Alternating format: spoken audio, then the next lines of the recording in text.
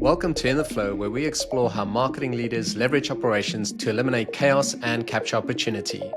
I'm Anthony Welgemoed, CEO of Ziflow. Today's guest is Tristan Olson, executive producer at Venture Video Marketing.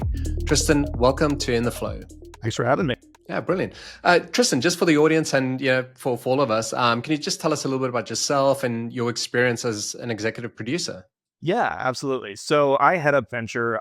Venture is a video production agency that helps brands close the gap between awareness and purchase with video. So videos such as brand stories, and client testimonials. My story kind of starts, I went to film school in Los Angeles. From there, I entered the film industry. I was a development executive at Paramount, bounced around the film industry for a while. And that's where I really kind of learned to tell stories and produce those stories at a really high level. So was at Paramount, got to see really cool, movies being made, not just on a production, but also how how the sausage got made, how, the deals got made with the writers and the producers, worked for a talent agency, rep the below the line talent. Below the line are directors of photography, the editors, the production designers. It was really interesting. And so from there, I went and started working for an advertising agency as the head of production, director of integrated production.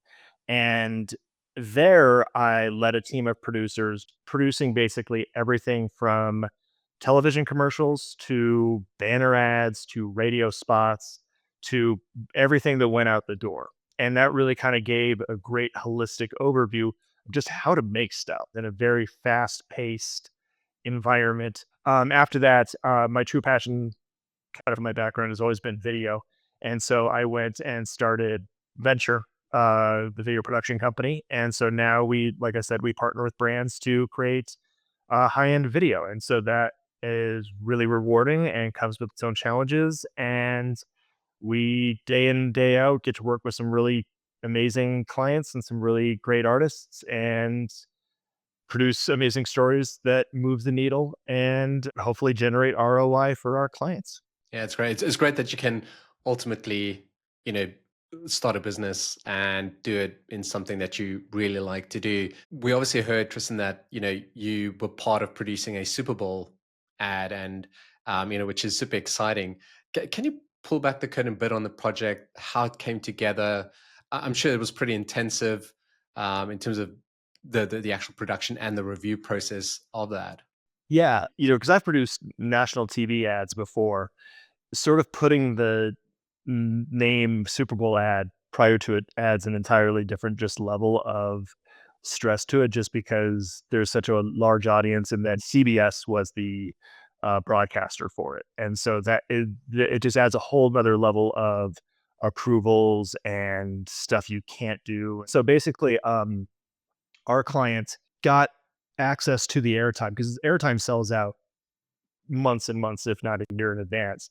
Our client got access to it because they had purchased quite a bit of airtime. And then they kind of got hey, somebody dropped out. Do you want in? And this was in, I want to say October. The game was in February. And so they got called into October or even like late October and said, hey, somebody dropped out. Do you want in? And they're like, yeah, we want it. And so I got called. I remember, hey, we need to produce a Super Bowl ad. We need to produce it within the next like 2 months. And keep in mind, like, you normally people are trafficking and, that means sending to the stations the ad. People normally traffic like at that time. We haven't written the script. We haven't produced it. We haven't done anything by that time. And so it was very much oh, okay, we got to get going. And this particular brand had a A-list celebrity as their spokesperson who was going to be in the ad as well. So then on top of, hey, we need to produce it, we also then need to get approvals from an A-list celebrity and get approvals from CBS and NFL and all these various other things. So that was the challenge going into it. We were very excited at the challenge and opportunity. And then all the various things happened. So for this particular one, we were filming at a church. Um, and whenever you're working with a celebrity of any sort, what they say kind of go. You're kind of working around their schedule. And so the celebrity said, okay, we want to shoot in Los Angeles. Okay, cool. We'll work everything around Los Angeles. We got the location. Everything was going great. Well, about a week before that, they said, no, actually, I want to shoot where I live, which was in Las Vegas. Scrap everything. We'll go to Las Okay. Vegas. And so it was just kind of a big change around to, okay, now we'll find a church in Las Vegas that looks right for this. The celebrity is only available for this certain block of time. The church says, okay, yes, you can film here. You can shoot for this amount of time. We go there. We're going to go pre light. A pre light is when you go in the day before to set up all the lights so that when the day comes to shoot, you don't have to worry about lighting. Everything is already set up. We get there, we go to pre light, and we get everything set up. It turns out a VIP of the church dies, and they have to have the funeral right when we're supposed to shoot. So it's just kind of one of those things where in production, you roll with it. I always say that being a producer isn't planning a shoot, it's fixing problems. And in those cases, it's, yeah, people die. It's people die. Yeah. Funerals happen, and of course, the funeral happens right when you're Have to about to shoot shoot. a Super Bowl spot. Of course, that's just Wow. naturally when things happen. And so what we do is we figured out, okay, when is the funeral over? The funeral is over about an hour and a half before we get our celebrity to go in. Okay, can we go in pre-light, take pictures to show where everything is gonna move everything back out, have the funeral. We go 3, 2, 1, go. And everybody moves in with their stuff, lighting all the lights up back to where they were photographed to go where they in. And boom, an hour and a half later, celebrity motorcade moves in, entourage moves in, and we're filming a commercial in the spot where an hour and a half before there was a funeral. And it works out, and it worked out great. And it's planning, it's fixing, it's knowing that, it's you know, 90% hard work and planning and 10% just blind hope and faith that it's going to work out. In terms of the ideas, so I think just for my own interest, I'm not from the US, and everybody knows about the Super Bowl. Everybody knows about Super Bowl ads. It's got so much attention on it. But did you guys feel the pressure to produce an ad that is extra special than you would normally do an ad? Oh, yeah. Yeah. I mean, I'm a small video production company. I mean, most of the time, video production companies who get Super Bowl ads are these big monolith things. I mean, they're these big. And so when I was like, oh my God, I get to produce a Super Bowl ad, I mean, that's on my bucket list. Most people are like, I want to win an Oscar. I mean, for like me and who produces advertising, that was such a cool thing. I mean, now I don't ever really want to produce a Super Bowl ad again, just because it almost killed Yeah. me. I mean, it was so tough for a small shop and especially that a small amount of time. But I can now say, yeah, I produced a Super Bowl ad. I produced an ad that, and I got to sit down with everybody and watch it on the Super Bowl and have people, congratulating me and all that. Yeah, I mean, it's such an amount of pressure, for people who complain about Super Bowl ads being bad, it's so tough to do. It's so tough to pull it off, and the pressure is so hard. But yeah, I mean, it's tough, and the amount of pressure because it's so many eyeballs, and and they're so scrutinized, and yeah, it's hard, man. It's hard. Did you know up front you had a reasonably good idea? I mean, obviously you had the time pressure, so you had to move quick, and it's sort of like you can only get something out as good as you can. But did you Yeah. guys know before you did the shoot that you have something good on your hands, or is it only when you get out that you know? The client was a special client. And their audience was a audience that loved the brand, and I think we weren't trying to do anything too controversial. We weren't trying to push the envelope too much. We were speaking to a very specific audience, and we were doing something that audience would appreciate and react to. And what I will say is that the results were really good. So, like, it was an app and that app went to number 1 in the App Store for, like, a solid couple of weeks afterwards. And so, like, it was genuinely great that the results of it were really good. Like, it worked. And it got really good word of mouth. The reaction to it was really good. And so it felt great. It was like, "Oh, okay. Well, the hard work paid off." And the results, they got good ROI on it because it was, obviously the media by itself. I mean, the budget, we spent, a good amount of money on it, but it wasn't like a huge, but it was incredible. We didn't spend multi-millions on it, but the media buy for a Super Bowl ad is insane. Yeah, We're that's where talking the millions of yeah. dollars. Just that's insane. But they got good they got good ROI on it. So that's that makes all the hard work worth it when you can see something that gets a good reaction. You always hate it when you produce something. I can only imagine what it's like when you Yeah. swing for the fences and you're one of the least liked Super Bowl ads. I can only, that just I imagine that's gotta hurt a little bit. That's got to hurt for sure. Talking about Las Vegas, so you had to move the shoot there. I believe you've had another experience where some things don't necessarily go so well in shoots. Do you want to tell us a little bit about that story?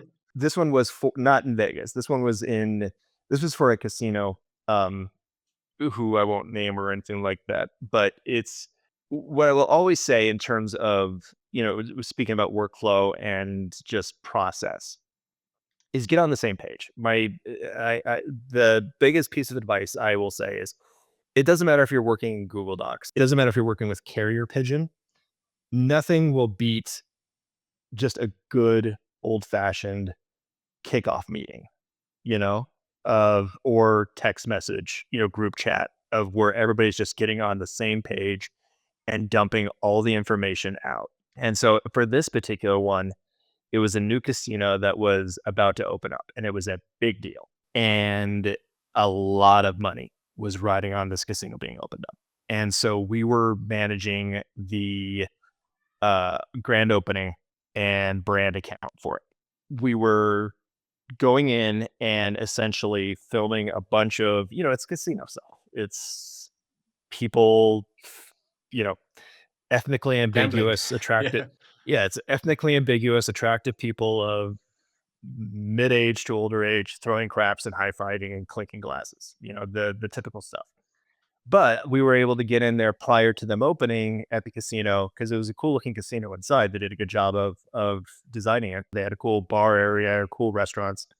And so over the course of a few days, we were going to get in there and film them doing some stuff. We brought in a bunch of talent. We put out a call to the locals saying, "Hey, you know, come in. We need to fill out like for this dance floor, for this, for we need to fill out background extras because otherwise it's just an empty casino and we need, a bunch of people to fill the floor." Typically for these things, like you get people to send in just pictures of themselves just so you can say, "Oh, okay, you look appropriate, you look good." And we send them over to the client and they're like, "Yeah, that's fine." What you do for a bar shot is you typically give people like, a Cosmo glass of cranberry juice because obviously you don't get them alcohol, but you do all this sort of stuff. Well, as we're shooting, we find out we know that as we're shooting a casino, we don't want to have people underage in a casino. We just know that off the bat.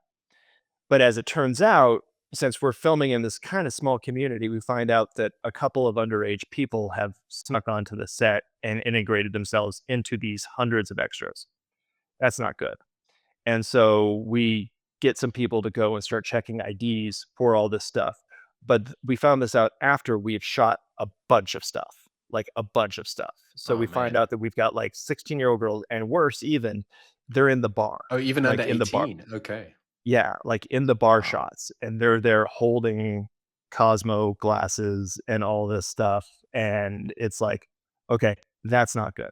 We then find out that the client has scheduled this day of all days to have the gaming commission final walkthrough for final approval of the casino. Not only is the final walkthrough when we have a bunch of people walking through with fake alcohol, potentially we have underage people there. And so it's again, I don't know why they would schedule what is the ultimate sign off for final walkthroughs on the day of production, but it happened.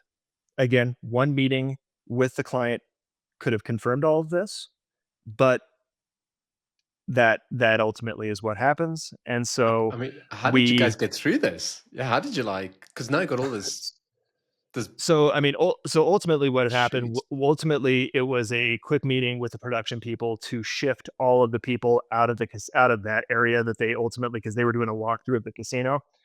We moved Okay. about 250 people to a different shoot that required an entirely different lighting scheme. I mean, again, our job is to solve problems. We're here to fix things. And so we just shifted everybody. One, we got all the underage people who snuck on out. We said, sorry, you can't be here. You're causing an awful lot of problems. You got to get out. They were excited and wanted to be on set. I get it, but they Yeah, couldn't be exactly. there. Yeah. So got them out. Um, we ended up having to, through visual effects, paint out. We got pictures of them, so we had to go through all of the footage I and was gonna ask visual you if you effect. guys, yeah, actually had We, to. I, Yeah. yeah, we actually used the before and after as a look how good we are at painting stuff out and fixing things and removing things because it was brilliant. I mean, like literally, they're there and then they're not. It's, I mean, it turned out to be like you're taking a positive from a negative. We used it Yeah. as like a visual effects before and after. But yeah, I mean, so we had to go through and take out, these, young women from these shots. But yeah, we ended up having to just take people, move them to a different place that we were going to shoot the next day. We only lost like 3 hours because we were able to move so fast. So we took them from the casino floor over to this other area, filmed that. They did the walkthrough. Everything got approved. Took them back the next day. And yeah, you roll with it. It definitely sounds like a too hard a job for me. I'm way too lazy for for all of these issues, to be honest with you, Tristan. So it takes a special kind of person, I think, to be a producer. Definitely. Yeah. So something. Yeah, something that's come up in conversations, I've been having recently is the need to have creatives in the loop on business decisions. Sometimes and you were talking about this whole communication, get on the same page, but often you're in during the process, that creative process, and creatives often find like there are decisions that are being made that affect them, or just that change, or that impact them or changes the business.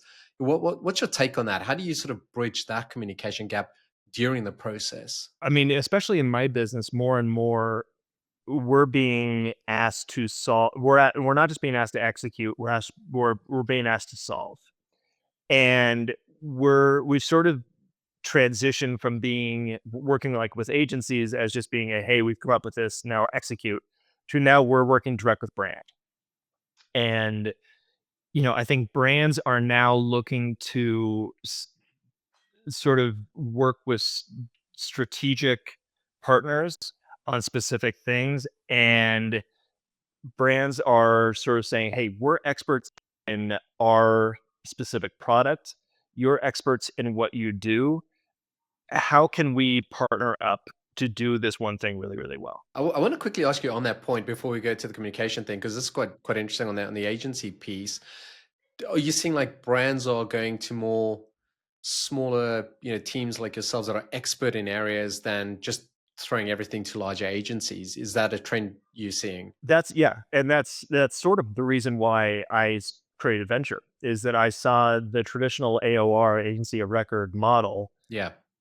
kind of going away. We have a good relationship with agencies, but I just think that as particularly for medium-sized brands, even large brands to some extent, if you can go to one big monolith that you're kind of that you have an anonymous relationship with the majority of the people who do the work. Yes, you may have a point of contact, but the people who do the work, the copywriters, the art directors, you don't really work with them on a day-to-day basis. Versus, okay, you have a really good digital vendor that you work with a small team specifically for that. And even those teams can work with other teams. Maybe your video team works with your digital team and your web team. Those teams can cross pollinate and work together, but you're working directly with them and they know your brand inside and out. That to me is a much smarter use of your time and your budget and your resources than this kind of big amorphous blob that is really hard to move and shift and do all this thing than a very small team that's very nimble, very agile, and can does what they do very, very well. Yeah. And do you think that is because you'll get a better product at the end of the day, tells your story better?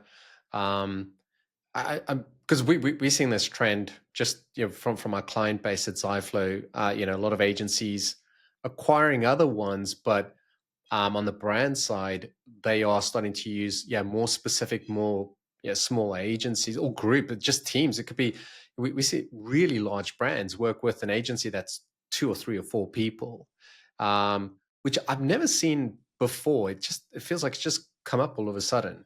Everything comes down to money. I think it's the most cost effectiveness.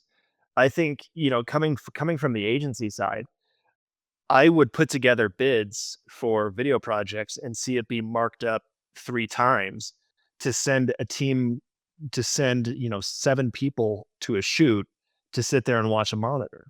You will get so much more cost effectiveness by having a small team work on something than have a large agency work on something that provides 0 value.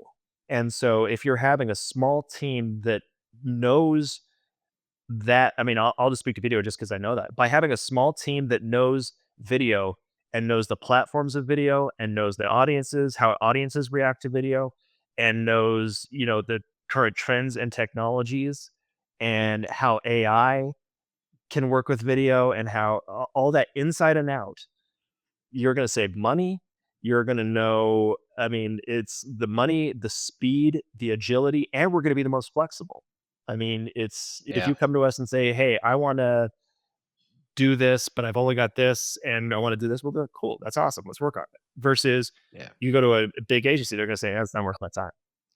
I also wonder, you know, whether COVID and, not COVID specifically, but the whole lockdown thing we went through, whether that's changed people's perceptions, especially at large brands, and being open to working with someone who is just working from home. So, I think in the past, maybe, and I'm just guessing and speculating here, but if you're a large brand, these larger groups, larger agencies, larger companies, they have really nice offices. You have that, you get that's a really nice feeling.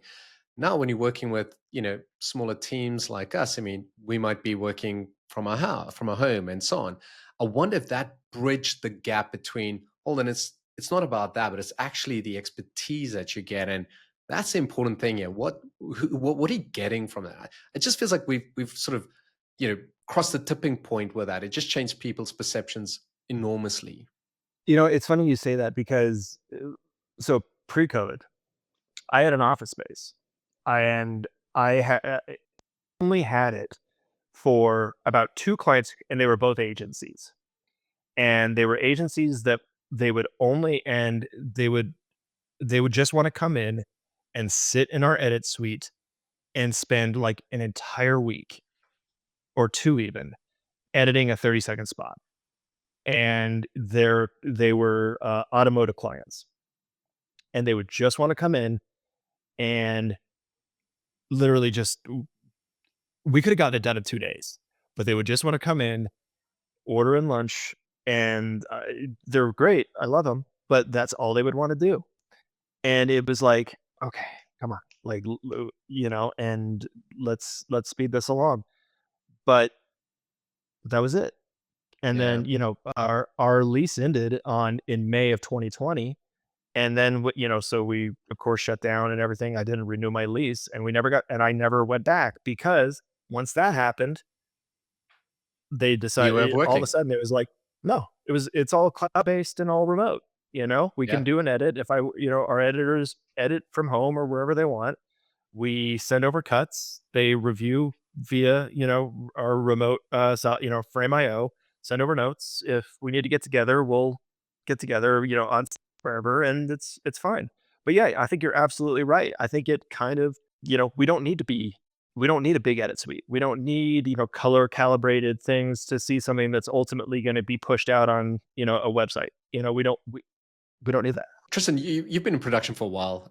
What are the trends you're seeing lately when it comes to content production? Things are obviously moving fast and there's been a lot of change. I think the big thing now and the things that I've seen when talking to clients is they want more. I think a lot of versions.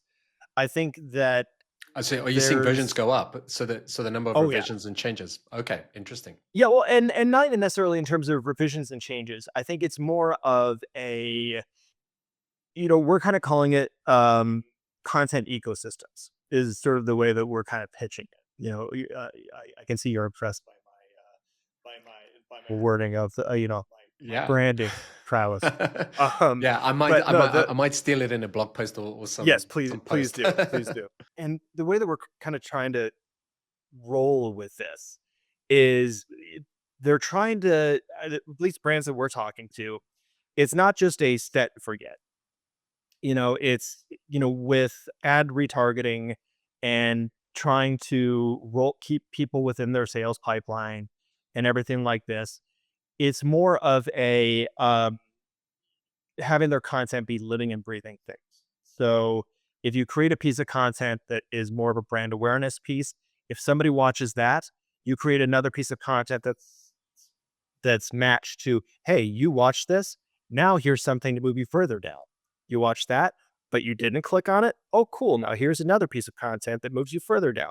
You watch that, but you didn't click it. Oh, here's another piece to what, get you further down. So it's not just creating a one piece thing, but rather creating just a content library that lives, that breathes, that reacts to things. It's sort of, I think, akin to what drip email campaigns used to be, but Yeah, and it's it's now more video high driven. value Yeah. content that is like that, but Yeah. doing it within one production. So you don't have to do multiple productions for all those. You do one production, you do pre-production really well, so you're getting all that stuff out of one shoot. Yeah, yeah, that makes sense. Um, and when you say content ecosystem, yeah, it's that whole library that you can take people from becoming aware to understanding what your brand, your product is, and right through the whole journey, essentially. Yeah, I mean, yeah, we're doing so much more video than we used to do. It feels like people consume that better than just reading. I mean, the one thing we are finding a lot now and still trying to figure out how we're going to approach that is a lot more people are finding us through ChatGPT, for example. And that is like, okay, what content, where, how do we, because this library's been built like for like say, up until 2023, for example, how do you influence it?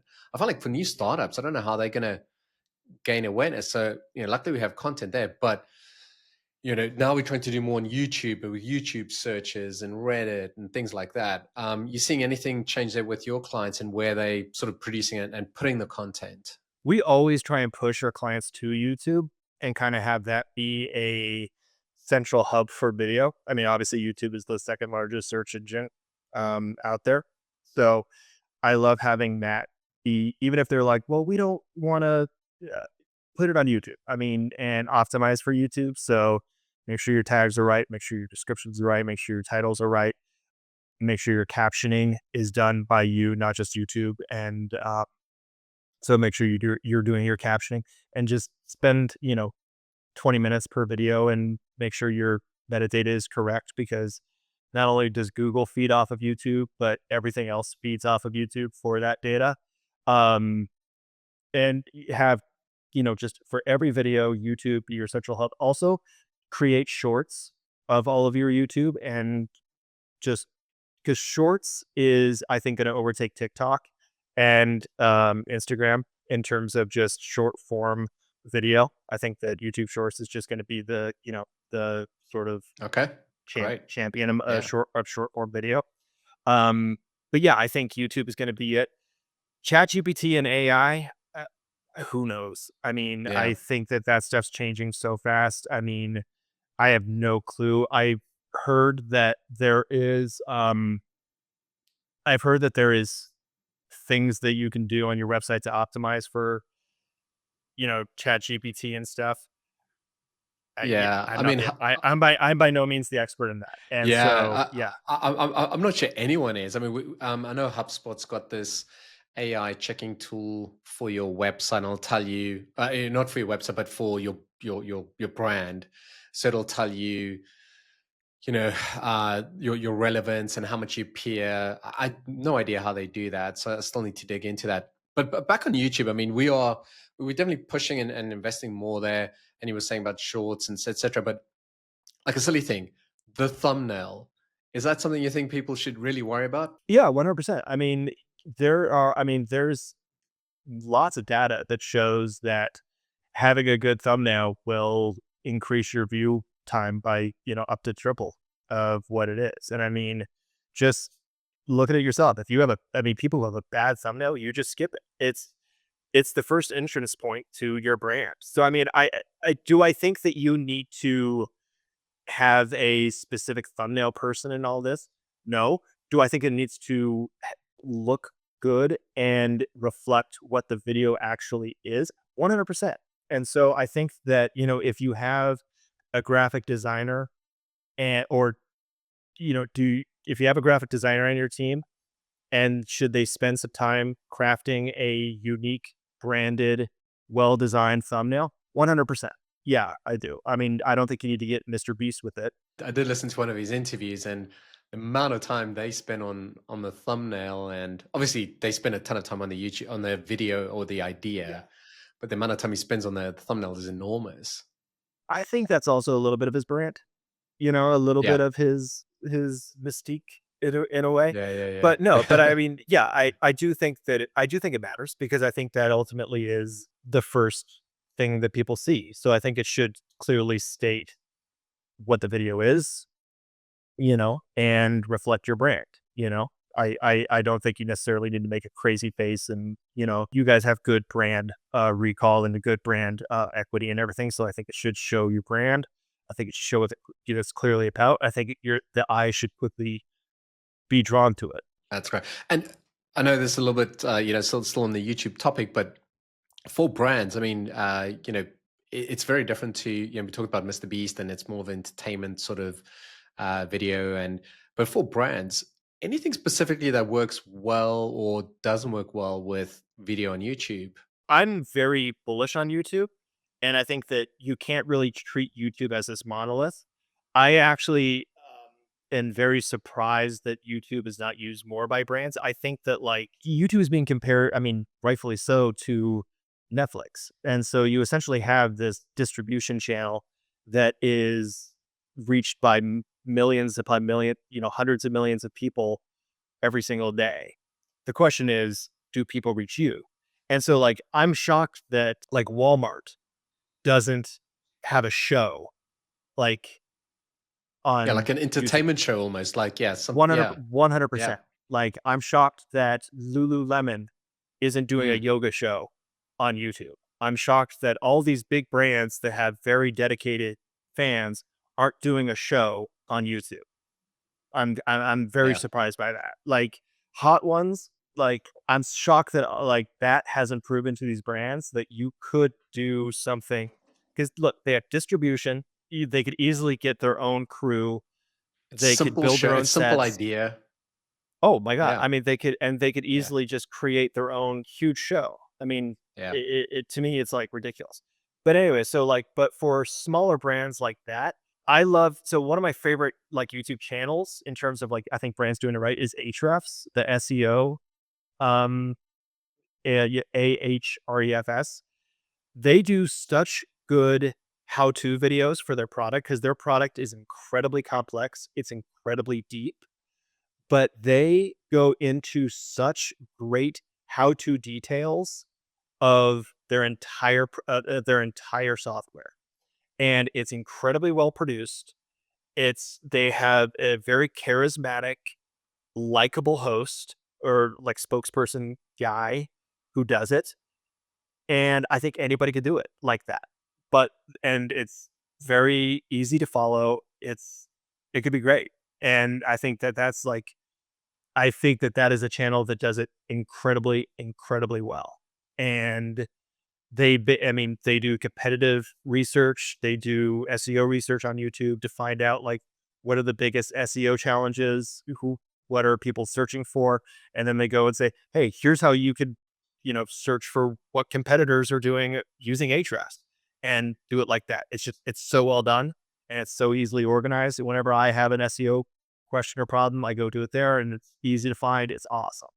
And so I think for like any SaaS product, that's a great one to do. Yeah, yeah, definitely. I find like on YouTube, we will produce. videos, it's always hard to get the viewings up on it, but we find like our customers will use it. We link it from a help center. So, but we try and do a bit more awareness around it. So that's something new we're trying. So it is, yeah, we have to figure that out. It's quite easy with Google AdWords and SEO, but as soon as you keyword rank on YouTube, it's a slightly different ball game. But yeah, it's an interesting sort of channel to invest in for brands. And I think yeah, more should do it. Yeah, I think, and you can always then go and do some more brand stories. I think are a great way to do it. Also, look, just, I mean, have fun with brand stories, customer stories. Those types of things are, to throw in to not just have how to's, but Yeah. again, throw in other content, throw in other types of stuff, throw in other types of things that, YouTube is great for entertainment or education and entertainment. But Yeah, have you seen the ClickUp um, video series that they're doing? They've got these two guys that do all the sort of funny no, stuff. It's quite interesting. It's quite entertaining to watch. I'll check that out. So yeah, Yeah, it's quite funny, and I think they've been doing they keep it quite short, but it's quite funny sort of office related things that they that's do. cool. That's entertaining. Yeah, I'll check it out. Yeah. Any other brands, any other campaigns that sort of pop to come to mind that you think is like really good? Yeah, I mean, I love, we kind of live in that middle funnel space. So, I mean, I love Oura Ring is it's sort of like this wearable that you wear a ring. Yeah. They do this kind of cool mixture between lifestyle, science, and aspirational performance. They do this really cool mixture of celebrities and also bringing in like fitness and sleep experts. It's really kind of cool. I've been liking them a lot.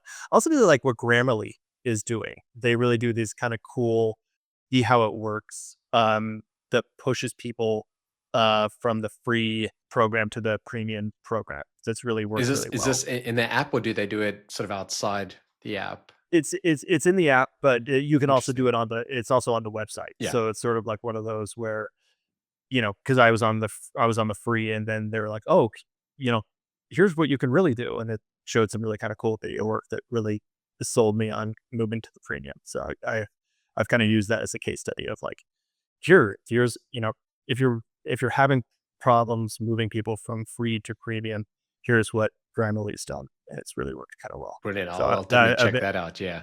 yeah, I've been using that as kind of a case study of things you can do. So yeah, no, those are two grants that I really kind of like lately. Tristan, thank you for joining us today. Yeah, I'm sharing insights from around the marketing, tech, and operations industries on how marketing and creative teams can get more done together.